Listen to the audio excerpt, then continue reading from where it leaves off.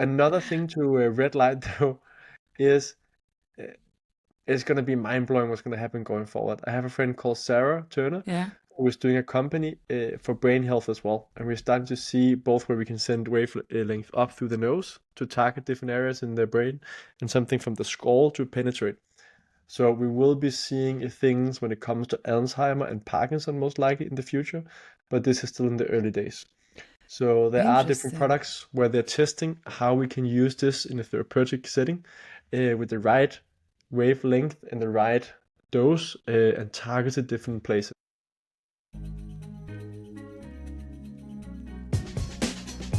Real people, real stories, and real challenges that break the status quo. I'm your host, Zivile, and welcome to Perception Paradox.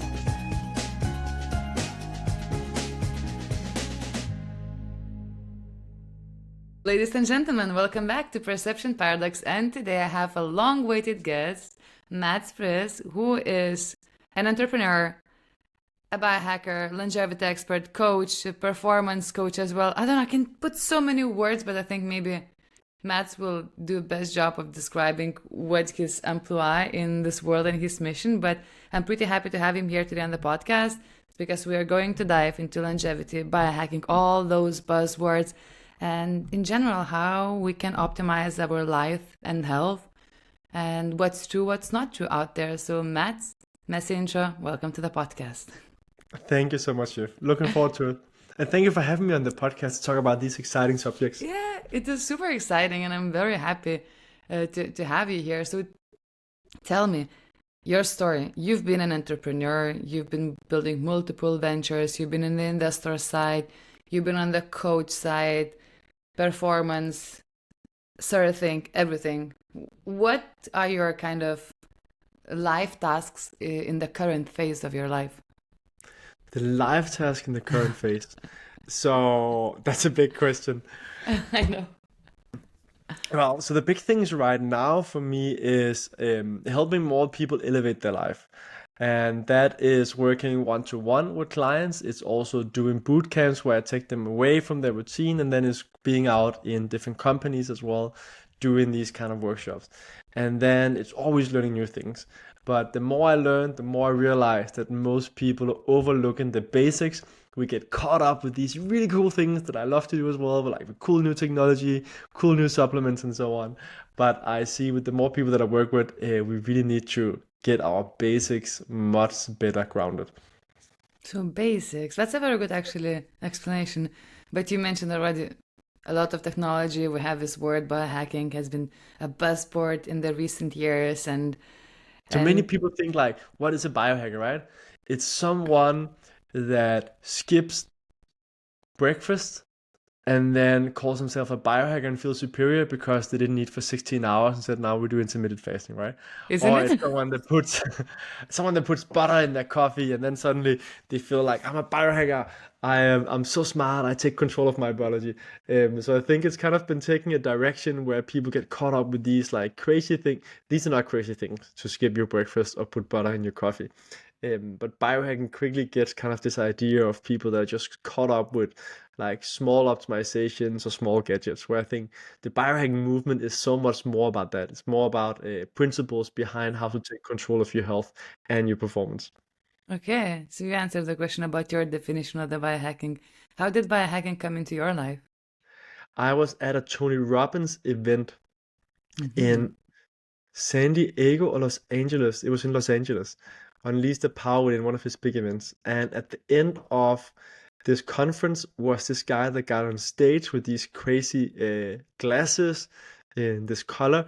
This is probably 6 or 8, probably 8 years ago now. Wow. Oh wow, time flies. Wow. Time goes fast. And that was Dave Asprey, who is the founder of the term, or at least the one that people attribute the term biohacking. And that's where I got really hooked on understanding. I was already in, you could say, functional medicine and understanding performance from a wider perspective. But that one, I was like, he was speaking about science, he was speaking about studies, he was speaking about testing things on yourself. That we have studies that show what works for most people, but you gotta figure out, are you the majority or are you one of the outliers? So you have to test these different things, see how it works on your body, and figure out whether you should continue with it or not. So that's actually how I first got into biohacking. Since then, how many experiments have you done on your body and your health? Oh.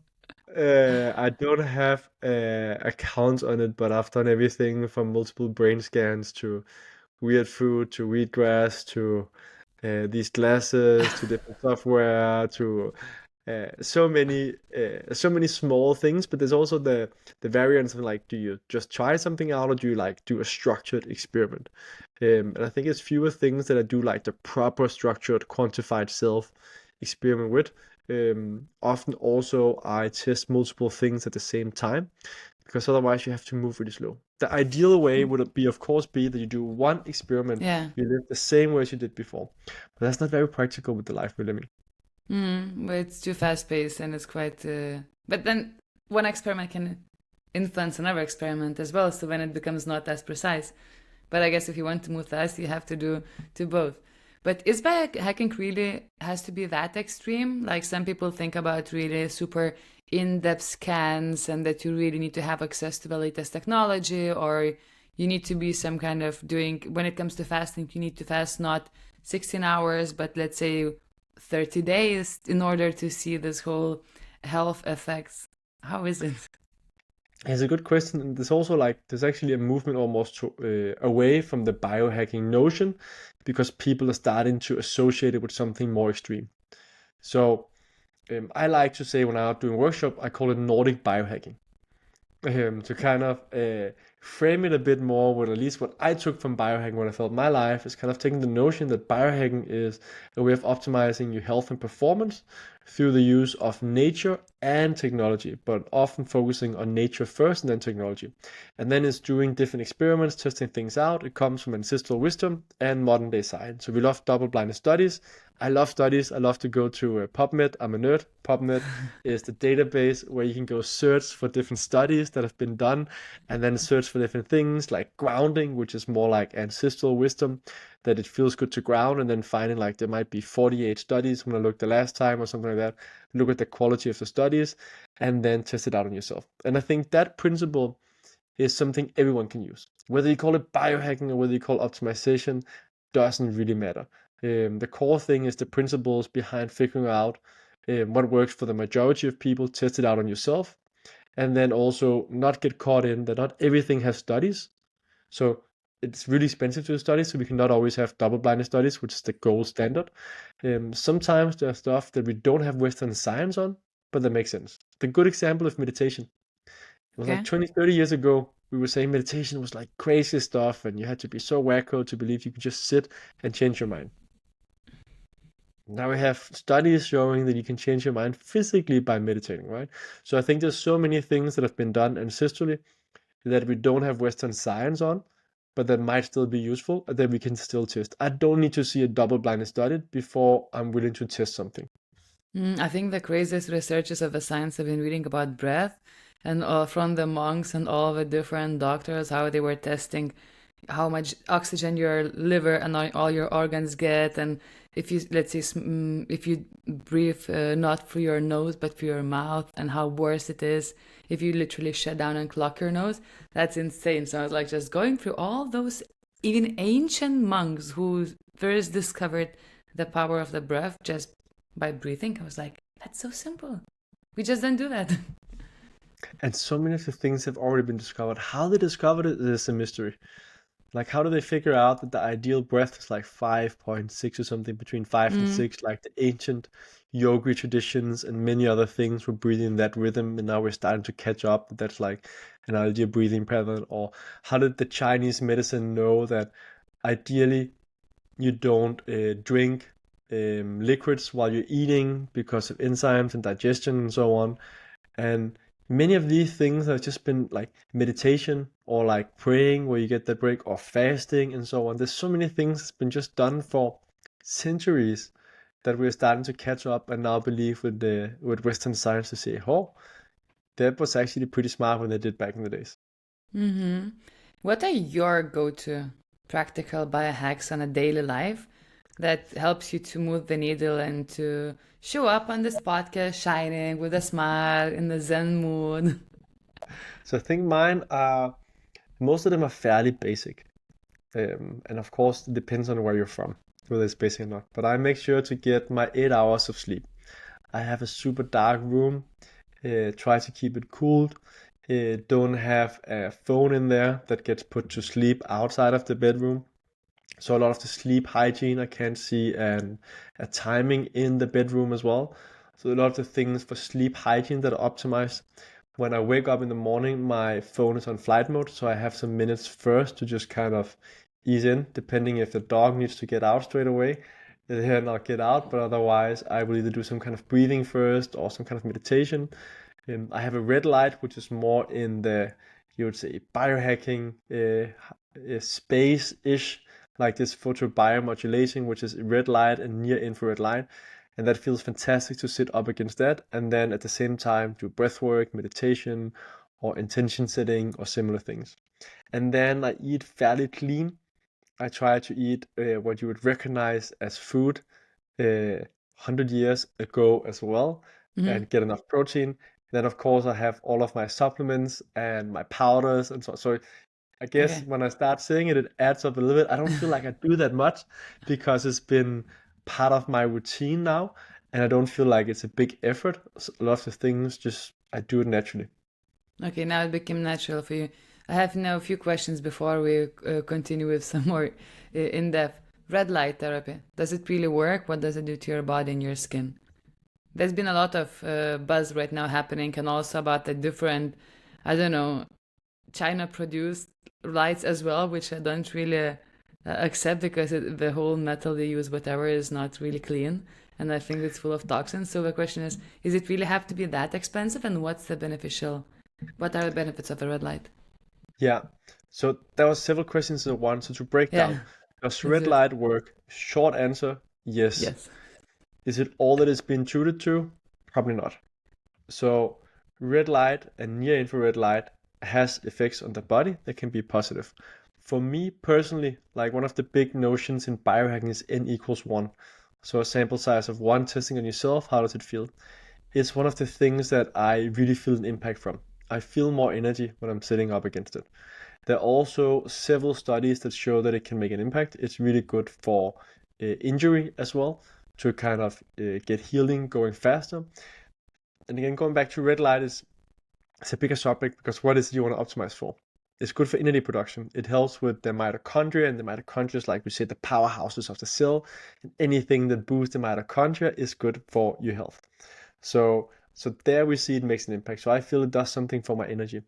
We also know that red light can be used for skin. So if you wanna get better skin and don't age as fast, you can have these red light mask that are Hmm. effective. We also know that it can be used for hair loss, and there's actually few studies, not that many, but some double-blinded studies, which is like the gold standard, where they put a helmet on with a wavelength, and then they put another helmet on with a different wavelength, which was not the therapeutic one, and they could see a difference. And the people giving, it was double blinded, so the people giving the treatment, like the helmet that was supposed to get people to have more hair growth, did not know whether they were giving the right helmet or the fake helmet. And the people receiving it did not know if they were getting the right helmet or the fake helmet. And that actually showed to make a difference as well. So red light can be used for many different things, but we gotta talk about what is it we want to optimize, and it's not gonna make you live to 180 just to do red light. Okay. So when it comes to the red light, so I can see so many ads right now because of course you read something and then Instagram just targets you. So how much budget do you need to actually get the proper red light? Are there some safety concerns when it comes to all those cheap red lights, or is there some So kind the of measurement of the quality? good question. So you need to have the right wavelength, which is important. And then, so that's one of the challenges if you order Mm. something cheap from Alibaba, is that it might be the like you don't see all of the wavelength when you have infrared and near infrared. So it needs to be tested whether they're actually having the right wavelength. So you might be buying something that just shines some light at you, but doesn't help you. It needs to be the right wave of light.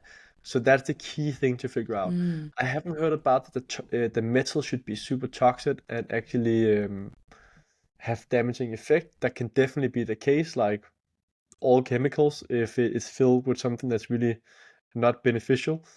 But my biggest concern would be if it's actually the right wavelength. And that is one of the reasons why some of them are more expensive, also branding. But it also costs if you need to have third parties that are testing if the wavelength is correct. So yeah, sometimes you need to pay a little bit extra to get the stuff that works. What you can do is there's a website, I don't remember the name, but where you can go in and find the suppliers of different brands, and that way you can go and backtrack and try and find the factory yourself, and then see if you can order directly from them. Okay, cool. And maybe then sell. Another thing to red light though is uh, it's going to be mind blowing what's going to happen going forward. I have a friend called Sarah Turner Yeah. who is doing a company for brain health as well, and we're starting to see both where we can send wavelength up through the nose to target different areas in the brain, and something from the skull to penetrate. So we will be seeing things when it comes to Alzheimer and Parkinson most likely in the future, but this is still in the early days. So there are different Interesting. products where they're testing how we can use this in a therapeutic setting with the right wavelength and the right dose and targeted different places. Some of them have early studies, but it's still in the early days that we're trying to figure this out, and a lot more work definitely needs to be done. That's so interesting. So that would help to tackle basically Alzheimer's and Parkinson. I saw one device up in Finland that was probably 4 years ago. I don't remember if it was Alzheimer or Parkinson they were working on, and they were having the initial studies to show. So I have this picture where I look like a crazy biohacker, have the up in my nose, and the thing is targeted somewhere on the brain. So, but these things take many years before they go mainstream. It takes between 10 and 14 years in average before we figure something out health-wise before it becomes mainstream. That's Because it takes crazy. studies, it takes people to know Yeah. about it, and so on. But I just recently also discovered all the latest studies on the health effect, like chronic pain. One of the results of having the chronic disease is actually also the same Alzheimer's kind of. They started putting that into the category Parkinson and Alzheimer's under the kind of your, yeah, chronic, basically like a chronic disease. And that you got there just because your body kind of gave up on fighting. So I'm not sure how much is true. I just saw like some kind of random papers, and I want to dig more into that. So it's definitely a very interesting area that you can also, now there are research happening with the red light therapy. There's so many fascinating things, which is Yeah. it's an interesting time to be alive, where we're learning so many new things. And if there's one message to take away from the podcast, it is there's always a way. So if you have something, some kind of health challenges and so on, there is most likely a way out, or there will be a way out, or something that can help improve the challenges that you're having right now. It might not cure the entire thing, Mm. but the amount of people that I've met that cured the uncurable is fantastic and inspiring. That if you don't give up, but you need to find knowledge that's not your standard doctor.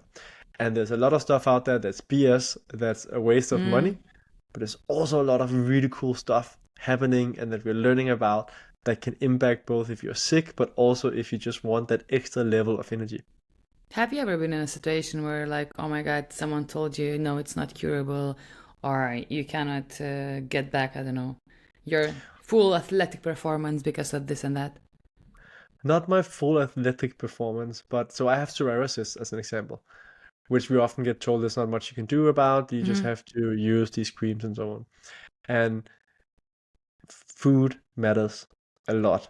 And there's Mm-hmm. so many things you can do health-wise. We know we can send people to the Dead Sea, and then treatment is a mix of sun and the salt water. That's not that sustainable to be there all the time. And No. people think it's kind of a nice vacation to go there. I can tell you, if you have skin diseases, it hurts to be in that water, but it's Mm. healing. So there's many things you can actually do. And so I learned not to give up. Like at an early age, I studied a lot of Tony Robbins. So I was told with some of these skin diseases, there's nothing you can do and so on. I was kind of like, that cannot be true. If we can do all these things from a science perspective. it must be possible as well to fix the body somehow. And for the people that have autoimmune diseases or psoriasis, some of the very simple things you can do is cut out gluten and milk products. It doesn't solve everything, but for people with those, especially psoriasis, that is something that helps a lot. Okay, so how can we eat that we are healthier, have more energy, and live longer? How to do that? Yes, I don't know, what is your agenda? Obviously, I find it very individual in terms of a body, but what's your kind of golden So, rule of the food pyramid? so we can talk food, but we can also talk in general. I think people need to fix the basics first, which most scientists Uh-huh. or experts and so on agree on. They call it different things, they name it different things to call it their own model. But most people agree on there is some kind of sleep rest that we all need. So there's sleep and then also just some more rest. We can get that by meditation. There's movement. There is nutrition, and nutrition, you can both include food, you can include air, you can include the light as well. You can also divide it out and say like nutrition, food, and then light as another source. We have mindset, so the thoughts that we have and how we look at life, and then you have relationships. Those are often the core of like good health. And then you can say another category, which is things you want to remove, is toxins. So if you do all the fundamentals right and you're still not feeling great, it's most likely some toxins that needs to be removed. It can be mold, it can be that you have mold problems, I've like been there, done that. you know how it is, right? It's You do all terrible. those good things and then you still feel like shit. It Yeah. can be a parasite. It can be like different toxins. It can be mercury poison. So we want to remove poisons. It's not just stop drinking like too much alcohol or smoking. It can be something from your environment that kind of is messing up with your system. But those are kind of the fundamentals that we need to sort out. So when I work with clients, we always get the fundamentals right. Most people improve and get the energy back and feel fantastic. Some people are still not 100%. And then it's because there's something deeper and there's something else that we need to figure out. It's often like mold toxicity or mercury or a bacteria in like the bad stomach, the gut, whether it's a parasite or like the wrong bacteria down there or not the optimal bacteria down there. So that's kind of the base of how do we live a good life. And that doesn't fit that well to a 20-second reel, right? So like just explaining all of that was too long for us to cut it down into like a nice reel. And that's why it doesn't really get shared as much. Many people talk about it when you meet them, Yeah, but the reels that we share needs to be more short. 100%. All right, so you mentioned sleep, exercise, nutrition, kind of those core, let's say, and mindset, of course, core elements to live good life. In the case when, let's say, we don't have this environmental toxins. So when it comes to sleep, I've been following you on LinkedIn quite actively, and you've been really active about this benefits of sleep. What are the myths of sleep? And Matthew Walker is also now writing his own way with his book Why We Sleep, and a lot of people kind of finding this awakening. So what are those myths about sleep that we have? Can we really, is it enough for us to have 5 hours, 6 hours and to continue grinding and building businesses? Depends on what life you want. So the short answer is we've been lied to about sleep. You can sleep when you get old, Oh yeah. then you're not gonna get old. So it's very simple. Ouch. And so supposedly there's 1% of the population that have a gene mutation that means that you can get by with 5 to 6 hours of sleep and that we kind of flush out the toxins in the brain in that time. I've never been able to find that study on PubMed. I've asked a lot of people if anyone can point me to like where this comes from, whether it's an urban legend or whether there actually are these magical creatures of humans that can just go by with 5 to 6 hours of sleep. So far, no one has been able to point me to it. But a lot of smart people mention that 1% of the population has this gene mutation. The majority of us needs more than 7 hours. We often say 7 to 8 hours. There's 2 studies being done. One was with a group of Americans and British, and they measured. First, they put them into a sleep lab, and I'll try and make it shorter. They figured out the short version. They need between 8 and 9 hours. So the first couple of nights, they slept as long as they could. They slept like 10, 11 hours, and after that, it measured out to something closer between 8 and 9 hours.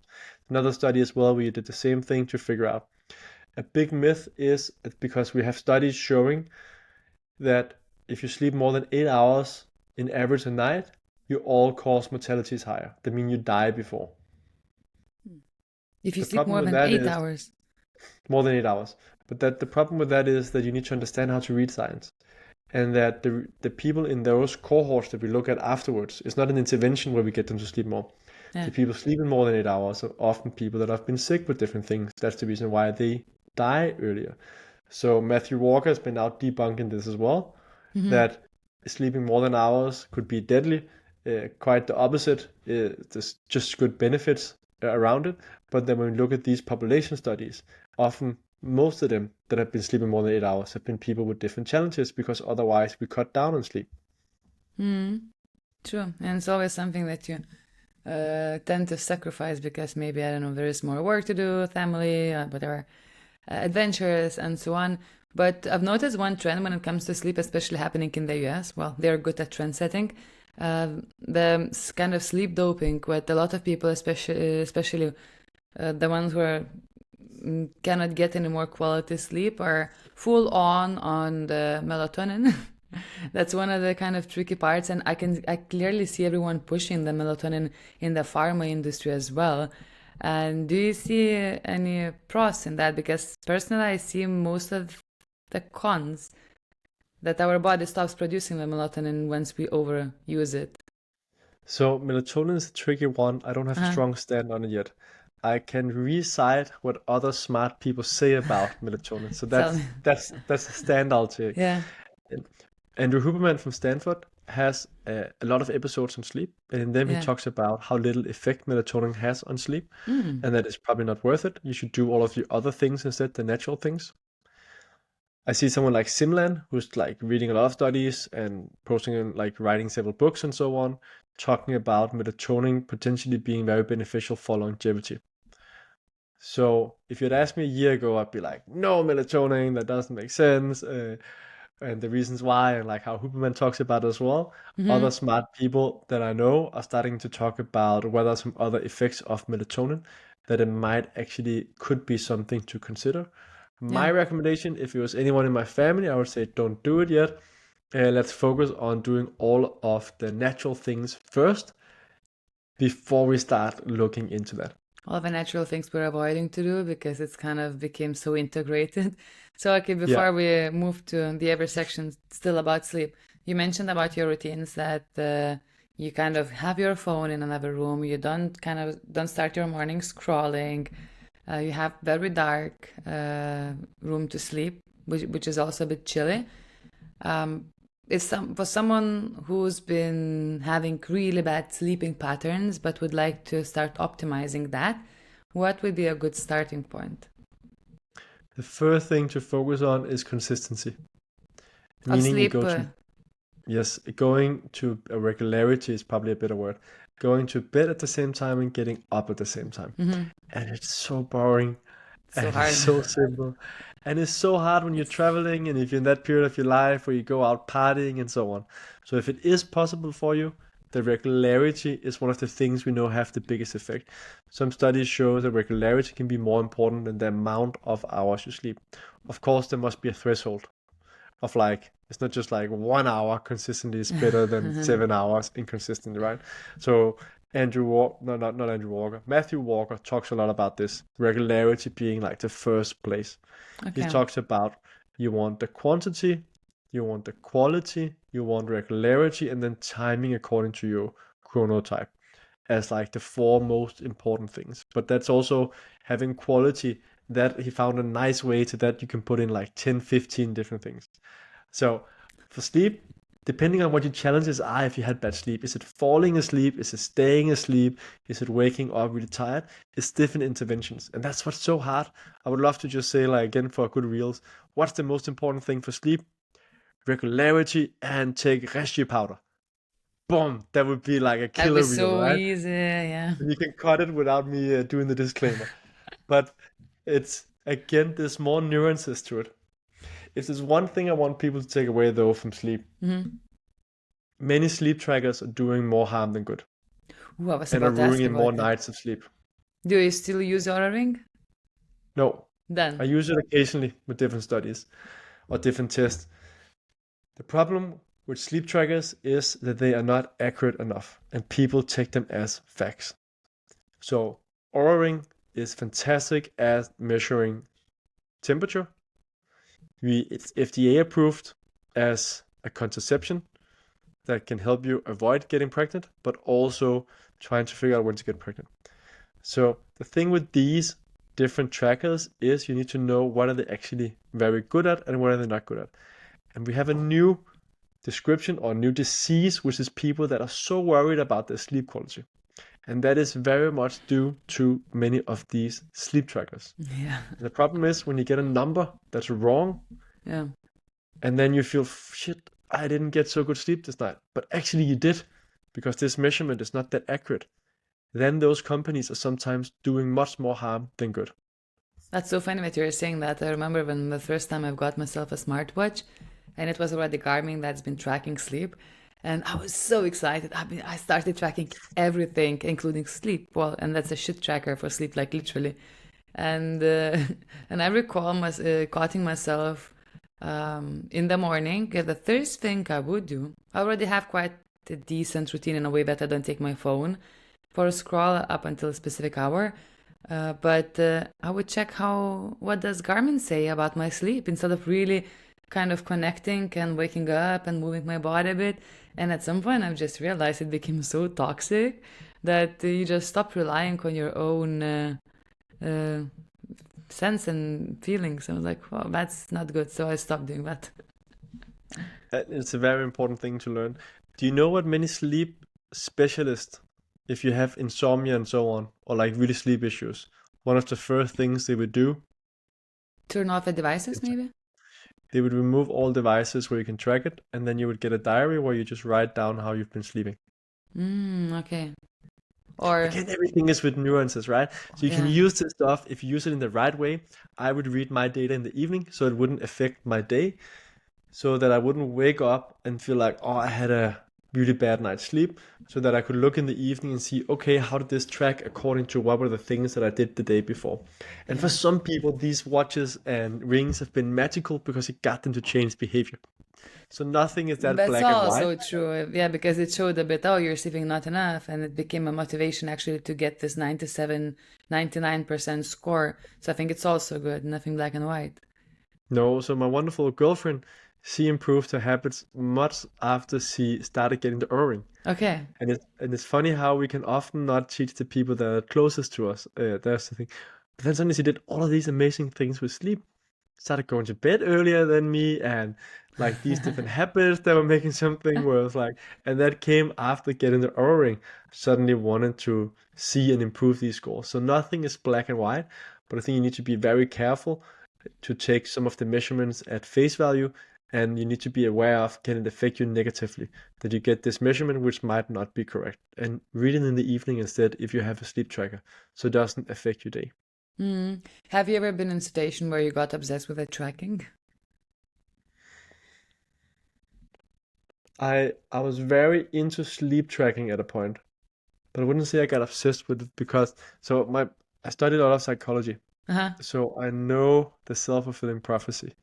Okay. So I'm very aware of I don't want something to either give me a negative result that then gets me to change my biology and so on because my mind starts to believe it. So I really try to keep tracking close, but also at a length, if that makes sense. In a way, yeah. I mean, I think I find it very tiny boundary. We can talk about it about a bit later. For example, the same food, environmental toxins, microplastics, and so on. When I've really been in a situation where I started tracking way too much when it comes to nutrition and this whole toxins thing. It was in the period when I was literally trying to remove my first symptoms of the huge mold exposure. And it became obsessive. Like literally every single thing you drink. Oh, how am I feeling from this coffee? Oh, that coffee must have been moldy. Oh, this whole environment. Oh, we cannot drink this. It's too much microplastics. That it became crazy. And I was like, okay, stop it. You cannot do that.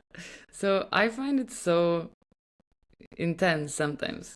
If you, But Shiv, this is such an important thing in regards to the health circles that sometimes the worrying about the thing becomes worse for your body than Yeah. the actual thing. They worry about blue light in the evening. Oh no, I don't have my blue blockers. This is so horrible. Now I don't have any melatonin production. Oh my God.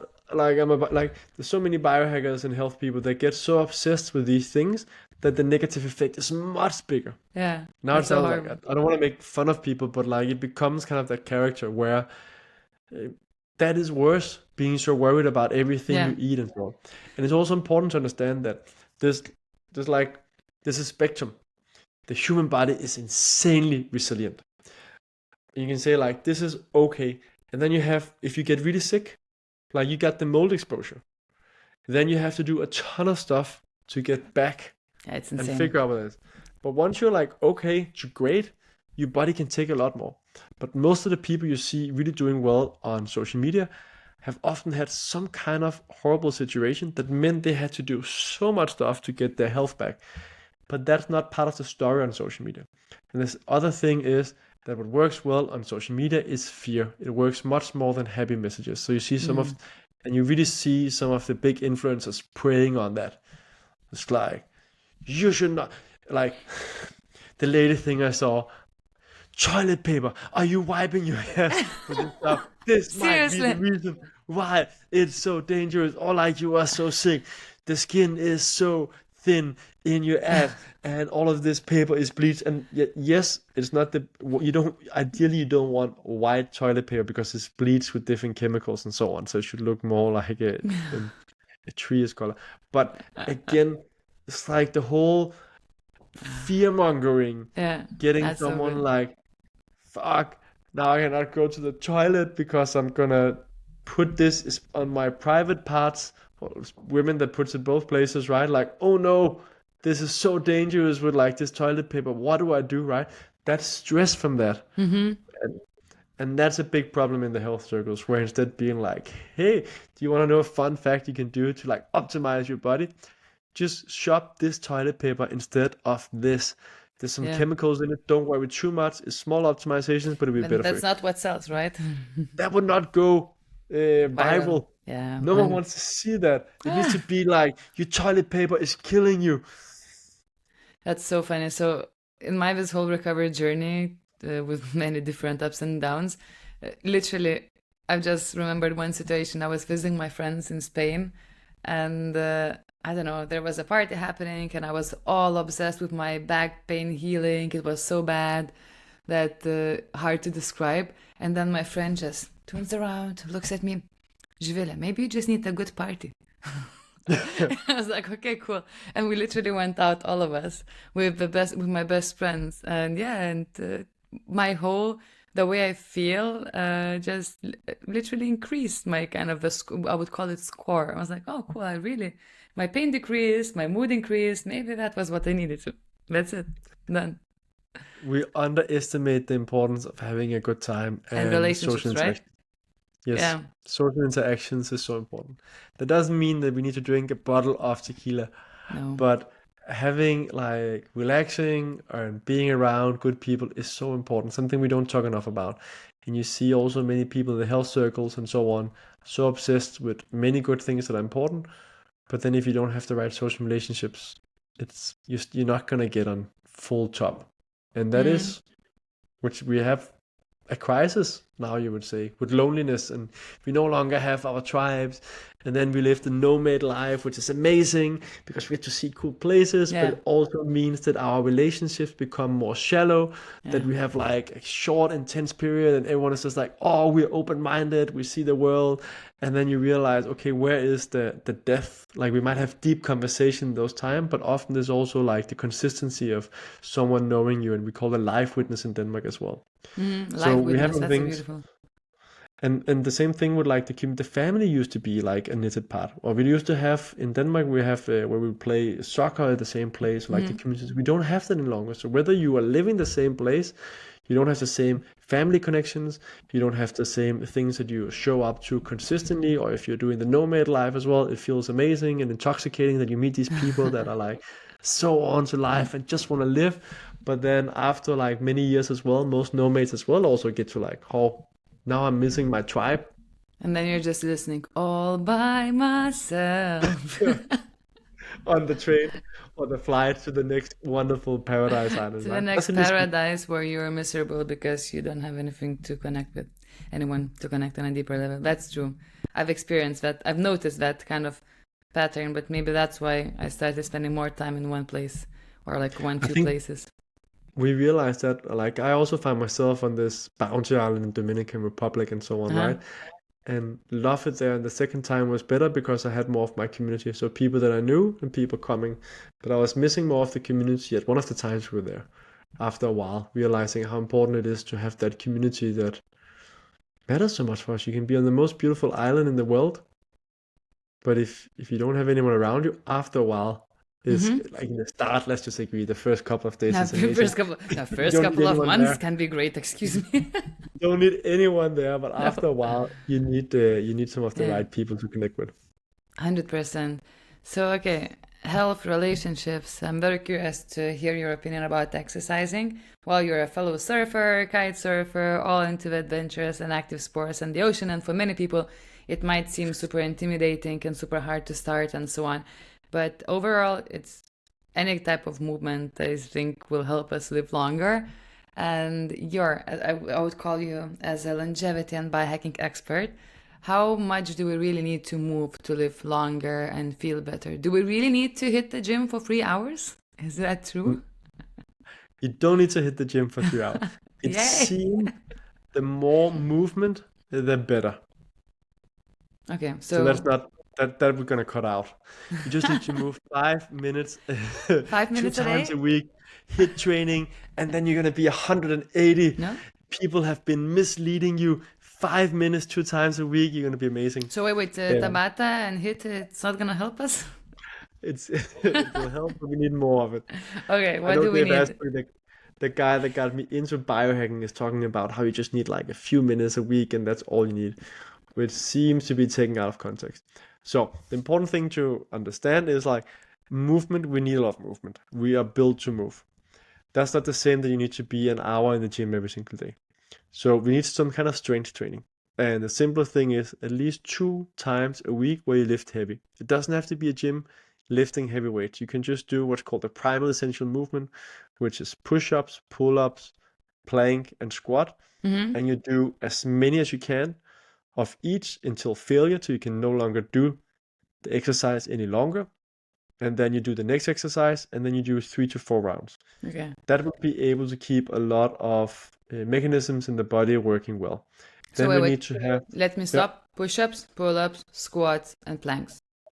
yes, Okay, continue. that's a good kind of like all body. Yeah. So the clients that I have that are super busy, I don't have the time, they do that 2 times a week. It takes 15 minutes, 15, 20 minutes, 2 times a week. Everyone has that. Also, if you have kids, Okay. you can even do it with your kids. You can use them to lift. It doesn't have to be those exercises, but something where you lift something heavy. You don't want to do failure with the baby, lifting that up till failure. That would then, Maybe last round without the baby, please. yes. So you need to do something where you don't do the failure with the baby. But lifting something heavy is important, especially for men, testosterone levels to keep them high enough, and also for women, it's also important. Then we need to have as much movement as possible, but that can be dancing, it can be walking, things. Ideally, back in the days, we would have fun and play. So whether you play football, you play or you go surfing or something else, but something where we get some movement. And then ideally, I don't know the biological mechanisms behind it, but sprinting every 7th to Mm-hmm. 10th day apparently has some positive effects as well. Mm. So sprinting all you can go for like 8 to 30 seconds, do 5 rounds of that has positive effects. Is it because The of the heart exact rate? Or So you get to push your body a bit more that has some positive effects, but I don't know the exact biological mechanisms why we are finding that sprinting, more and more people are advising that sprinting can be really good. You don't want to start from nothing and then go all in. That's another thing that's important, is that we build up the resilience. That's often where it goes wrong. Then we're like, okay, now I'm gonna change. I just listened to this podcast, shift. I've listened to her several times. Now I'm gonna do what she said on this podcast, and then you go all in. So we wanna build the body up so that it can kind of take the pressure that we put on it. And if you're in really good shape, you can exercise a lot more. One of my best friends, Mads, he does as on a short day he spends 3 hours, but he's also an athlete, and he Okay. does a lot of it in low intensity.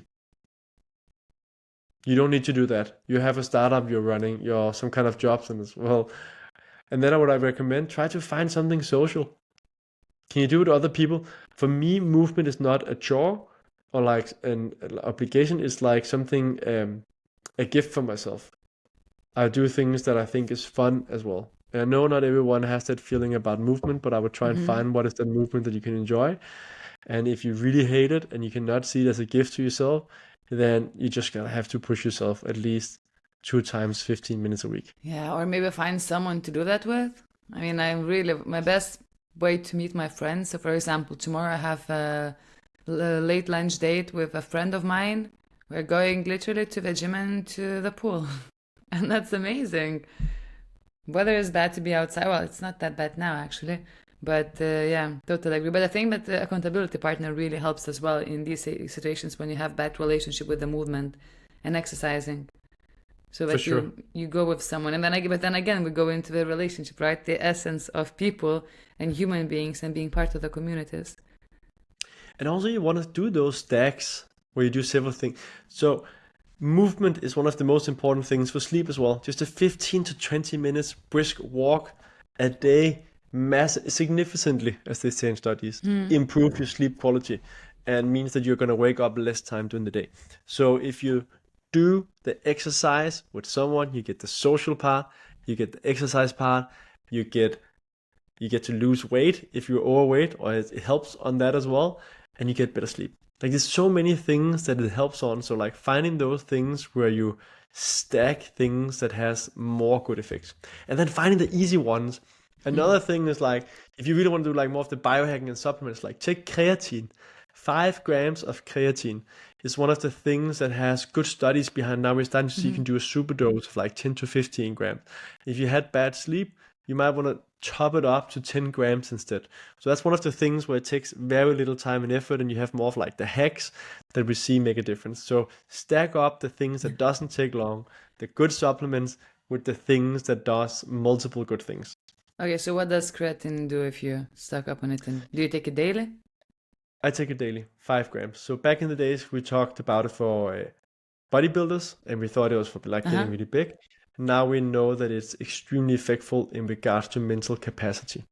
So I take it not for training, I take it for mental capacity and energy. And if I Okay. have a really bad night where I didn't sleep as well and a big day ahead of me, I will take a bigger dose instead of the 5 grams, then I'll get around 10 grams instead. But I don't do that every single day. I only take the 5 grams every single day. Okay. Nice. So now I think that's a good transition a bit to the food as well. So definitely we have to move, but then food. We have a lot of trends happening around fasting and not eating, eating only meat, eating only vegetarian, vegan, juices. What's your take on this whole overall nutrition landscape nowadays? You can make a lot of money on selling one diet. It's such a good business because people want the quick fix. The 100%. I interviewed more than 100 experts on some of these different Uh-huh. things. There's not one diet that works for everyone. Oh, So boom. Not something that we want to yes, hear. yes, again, not the one diet. It depends on what you're optimizing for, what challenges you have, and also your genetics and your gut microbiome. The thing that all of the diets that really helps people have in common is they remove ultra processed food and you eat more of real food. So carnivore, only meat and organs can work, and especially can work well for people with autoimmune diseases. So that's one thing to look at. It's not the same as everyone should do it. Low carb can also be very efficient.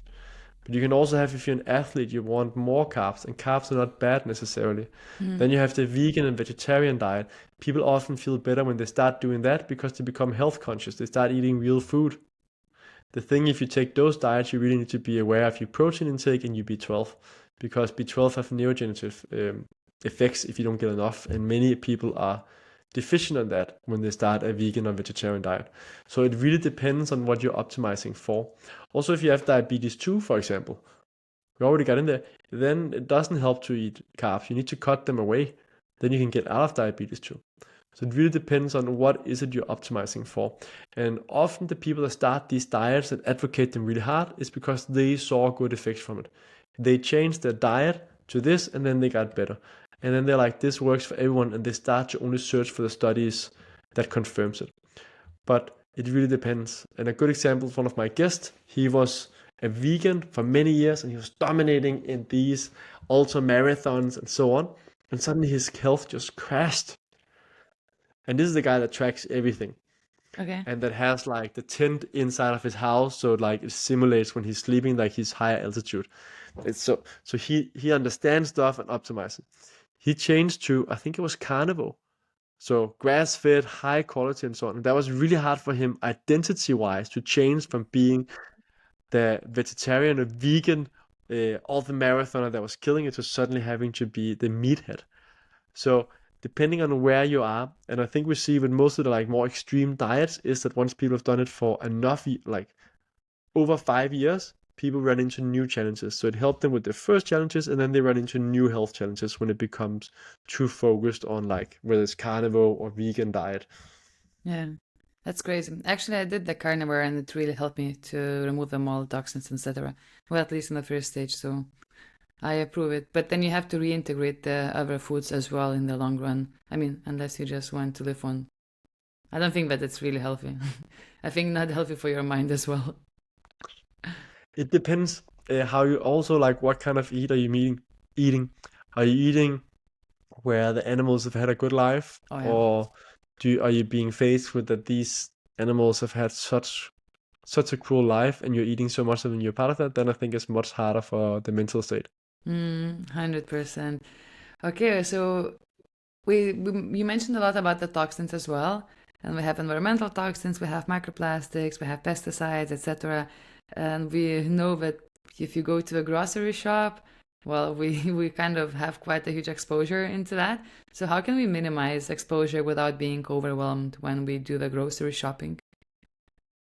So when you do the grocery shopping, it's funny, there's a health department in the store, right? Is there? Have you noticed that? In many No. stores, there's a health department. Oh, really? I didn't notice that. But the thing is, you have to, where's the rest of the store then if there's a health department? Seriously. It's quite mind-boggling, right? Yes. But the easy thing is it ideally you want to buy things that are real food that has not been processed. That's the easiest way to go about it and try and get organic. That said, depending on where you live in the world, it might not be as horrible as we are being told. Okay. So when we live in Europe, there's a lot more regulation. Same in Denmark. Denmark, we have a lot of regulation, so it's not as bad as in the US. If in the US you're effed, like that's crazy. There's so many things. Like when we talk about E numbers, that's one of the simple things you often learn. Look, turn it around, see if it's an E number, and if it's an E number, you don't want to eat it. It's not that black and white. Several E numbers are absolutely harmless, and the ones that we have in Europe, especially in Denmark, I'm not sure if it's the same in Europe and Denmark. I think it is the same regulation. Many of the ones that are in the US have been banned in Europe, or at least Oh in yeah. Denmark. So it's different than when you're in the US, whether you're in Denmark. There are certain E numbers that are not good for you and certain that are fairly harmless. But the easy way is just to go after like real food. If you have time to cook it yourself, that's the easiest way. But I would also really point to not getting too afraid of food. I think that's one place at least where I changed. And that was after I worked with Mark Duggan, who's one of the leading within functional medicine in Europe. After having my own challenges with health and so on and getting back and like really eating very clean and getting from like bad to up here and learning about how everything is so Mhm. poisonous and so on, being like, okay, it all depends. The human body is quite resilient. But ideally, you want to do stuff and cook stuff that's like real food. And if you get meat and fish, you ideally want something like grass-fed meat and fish that's organic or haven't been filled with different antibiotics and stuff like that. Mm. Have you been looking in the science of the microbiome and the gut health? It's extremely fascinating. I haven't been Yeah, reading that many studies, but I interviewed several experts, and it has a huge, huge effect. it does have, right? It completely can affect from your mood into your energy levels, etc. So from what you've been talking to the experts, can we fully restart our gut microbiome? We can do a lot.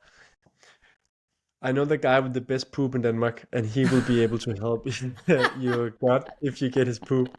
But you're gonna have to swallow it Oh or yeah. get it up from behind. But oh man, talking about that, I saw this new trend happening also in the US. But there are also another side of that poop transplant, whatever you call it. That with the good bacteria comes apparently also the bad bacteria, and apparently if someone has some kind of mental disease or whatever, it can actually transfer to your body, which sounded. I'm not sure how much true it is, but for me it sounded scary enough. That I would 100% believe in. I know from a friend anecdotal stories, people that got his poop felt much happier and more positive afterwards.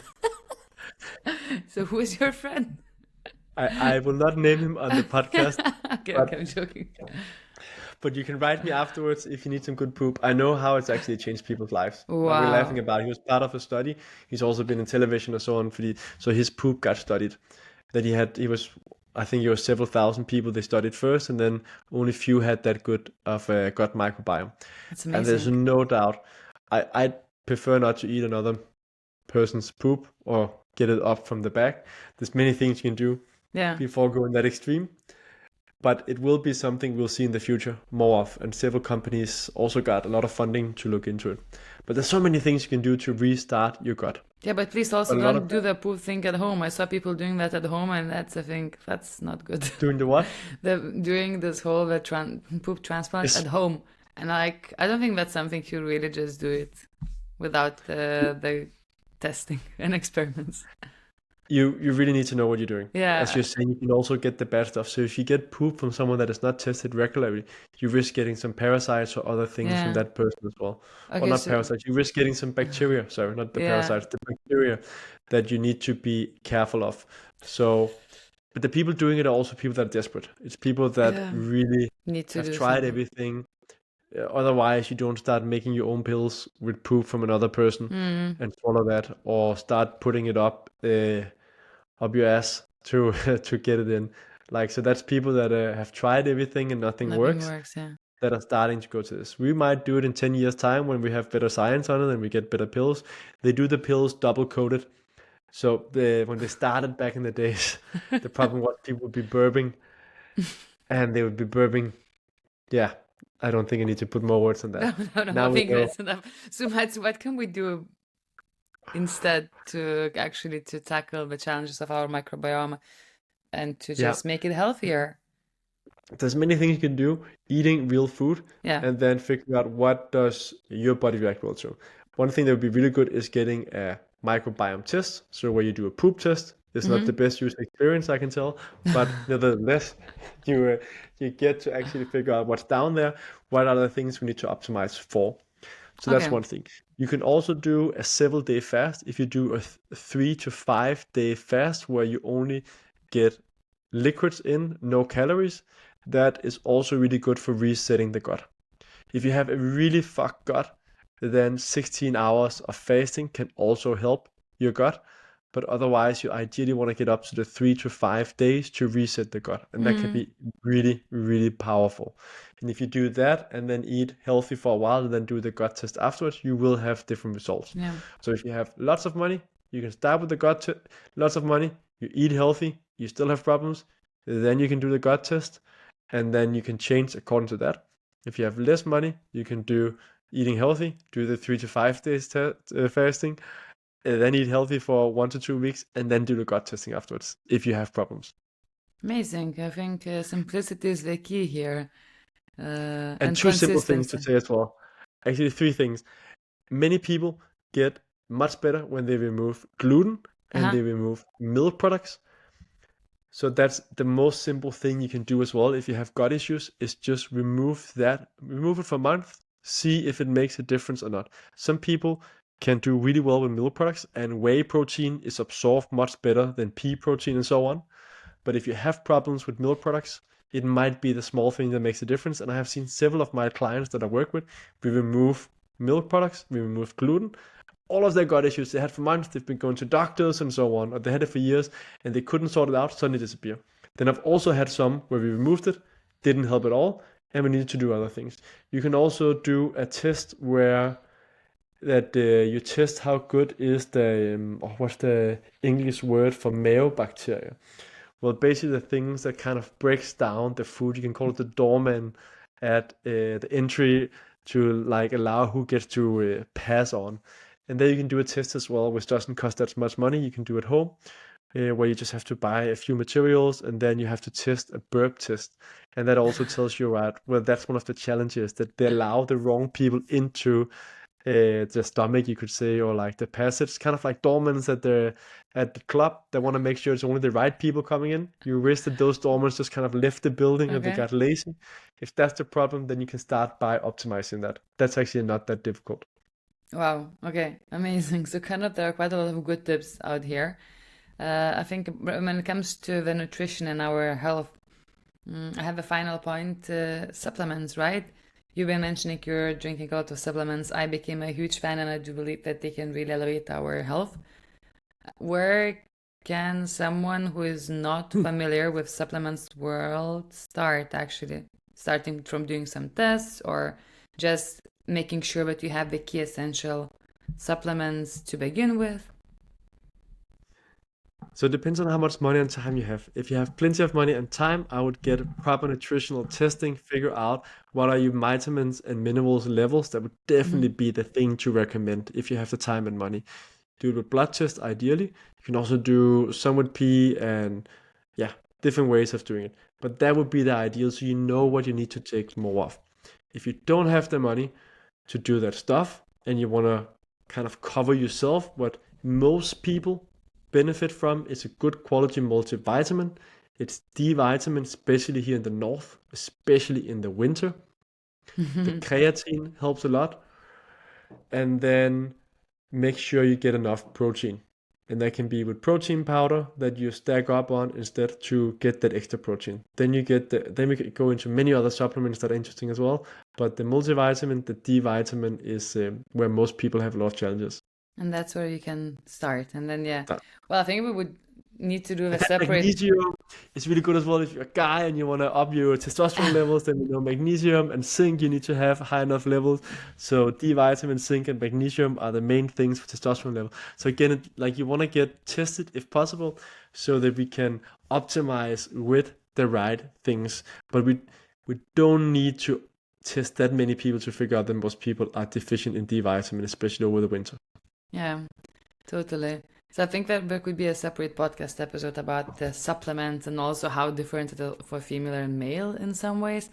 But we're getting closer to the end, and I think all the things we discussed, it does require consistency, persistence, and some kind of integration of new habits. So from your experience, how do we actually can turn those biohacks into long-lasting habits that stick? Because I experience myself, I can see other people also getting on, hooking themselves onto some new habit and then, I don't know, lasting for a week, 2 or 3. It's like New Year's resolution, right? I'm gonna go to the gym, and usually after first month, the sign up numbers start declining again. Yeah, it's a huge challenge. So I wrote a full book on that, and there could be Okay. many hours of discussion. The shortest version in regards to time is you can use the massage model that I built and that you write down. I love massages. I'll try and make this into like 2 minutes. M stands for meaningful habit. Then you write what is that meaningful habit. Ask yourself, is it a meaningful habit? Most people want to start a habit and then they don't really want to start it. It's not meaningful. The A in massage stands for attractive aspect of the habit. So why is it attractive? You want to write that down. Hmm. The S is the small winning step. So let's say it's meditation. The smallest step you can do is 2 minutes of meditation. The second S is specifics of how to do it. So when, where, and how. let's say meditation, you want to do 20 minutes of meditation, yet the smallest winning step was 2 minutes just to get started, and you'll be okay if you got that. You will do it when you wake up. You'll use Insight Timer. You already downloaded it. It's on the offline mode that you can listen to it. Then the next the A, sorry. So MASSA is attacks against succeeding. So what are the 3 most likely attacks against succeeding? You might wake up too late. You might be bored. You might end up on social media. The G is good ways to overcome the attacks. So you wake up too late. One way could be you set 2 alarms, 1 alarm outside of your room, so you have to get your ass out of the room. And the E is evaluate and iterate. When will you evaluate and iterate on what worked and didn't work? That could be on a Sunday after dinner. There's a lot to take in. There's the full science behind it in my book and why, but something that I can give away for free in the podcast is the sheet that comes away with the book, where you have these simple sheets to fill out both with the massage model and other things. We can provide a link for that people can download, and then they have the full model and they can just fill it out. And one quick thing to say about this model, studies has been done on several parts of this model, and with just some of the parts, I added more stuff from other studies. We saw that women they had to learn about eating more veggies and fruit, and 2 years after, the group that learned about having to eat more, they ate 7% more. 2 years after, the group that did some of these exercises ate, I think it was 28% more. Men that did a similar exercises were exercising, like physical exercise, twice as much as people that didn't. So I would say that's the simplest way. Spend 10 minutes, do the massage, and then you're more likely to succeed with your habits. Wow, beautiful. And I guess let's start from sleep. If you sleep well, and the rest becomes easier to stick to the habits and to think. Amazing. So I guess we're going to put the link to your book and information in the description so everyone can find it with one click. Okay, Matt. So look, everyone in this audience is still more or less into entrepreneurship. Entrepreneurs are someone who is super busy, and as much as beautiful and easy it sounds to have this slower routine, but we know how it is in the reality. It's a pace game. You've been yourself a founder, and it takes time you get into this slower pace. So we've just also touched base. So what would be this kind of survival guide for entrepreneurs? Let's see, the key essentials someone who is right now in this whole entrepreneurial haze can do to live better life. Yeah, so the quick survival guide, because there's so many things you can do. You can listen to Huberman and all the other podcasts. You're like, you could spend your entire day just health optimizing and not getting any work done, right? So the simple thing would be buy yourself a quality blender worth investing into. Make sure you just buy frozen berries organically or something else, or get other different veggies. You potentially food prep every Sunday, where you also call your parents or friends and so on that you haven't caught up with for too long time. So you have those minutes as well. And then you freeze down the things so it's easy for you to make the smoothies. You buy quality protein powder. You buy quality creatine. We talked about that in regards to performance, so it's easy. And you can potentially also put some collagen in that or bone broth has really high amount of protein. So then you would get a bit more protein. You start your day on a good way. You also get, ideally, we need 600 grams of greens and berries and fruit. We didn't talk that much about that, but that's the very short version of that's what the minimum you need to get. So just with that one smoothie, and you're so busy, you can even have it at the office, right? You can have the blender at the office if you mostly live there, and you can have the freezer and so on.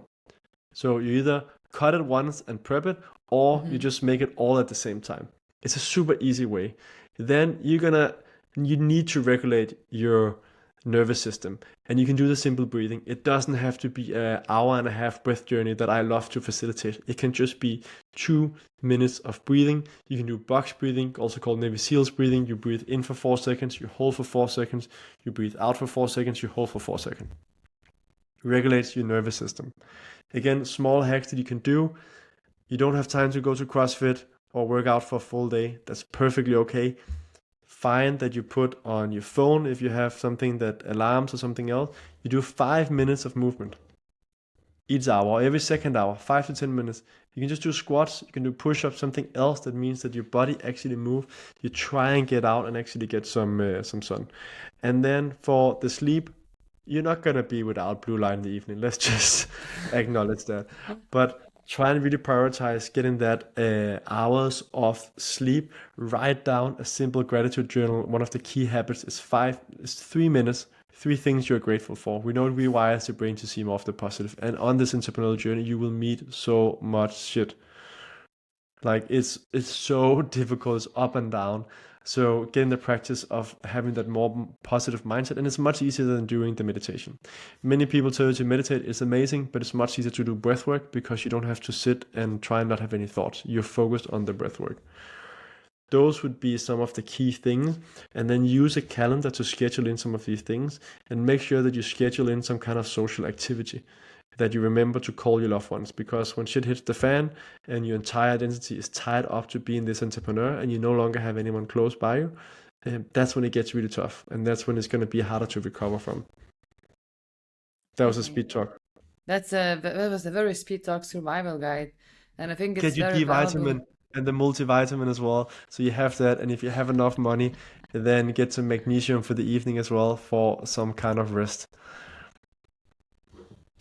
Amen. It's like a great prayer and great lineup of essentials what people can do to begin with. And what? And then for toxins, get a glass bottle or a metal bottle so you don't get all of this liquids from plastic that like goes into your bloodstreams and so on. But And it's then one of the things I get most surprised about is that people drink too little water. You want to get those 2 liters. If you just get those 2 liters, buy a quality glass bottle. You can put like a rubber band or something else on so you can like get reminded. You have 3 of them you need to put somewhere else so you get reminded to drink enough water. That is part of the survival. but it's still better than to filter the water, no? It's better to But filter the water. if possible. Okay. And okay, so and what about having water? Like now, a lot of research coming up now. So again, we're getting into. So this is I a had filter. similar. Yeah. It helps.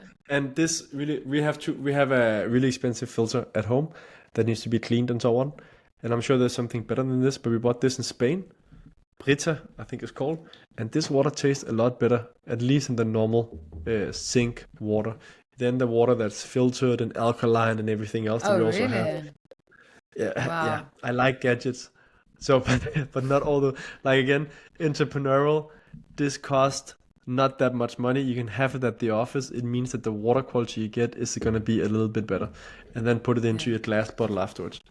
But what about also quite some opinions about drinking still water is not that useful, but you need to add some minerals. That's a long subject. Water is a subject in itself in regards to structured water, still water, minerals, and so on. Yeah. Should you put Himalaya salt, something else? What kind of chemicals is it in the US with fluoride and so on? So I would say that is a rabbit hole in itself. The Ooh. key thing, get some water. Ideally, have a glass bottle you can fill it in. And if you have the time and money, some kind of filter. Again, just started using this Brita. There's different ones. It doesn't have to be super complex. And depending on where you're in the world, the more important the filter is. In Denmark, the water has been higher quality. In the south, you definitely want a filter, but you're also starting to need one in Denmark as well. Okay. Amazing. Any final thoughts on your side? Don't forget the social part. Be happy. Like we so underestimate the importance of being around other people and laughing and having a good time. And it is so essential for health. I've seen that on trackers as well. A friend that was so tied up that did all the biohacks, he was drinking whiskey and he could see his heart rate variability, which is kind of a stress marker as well. You can use it for that. Improved. That's not to say you should drink whiskey every day. That would not work. But he was around good people. He was having fun.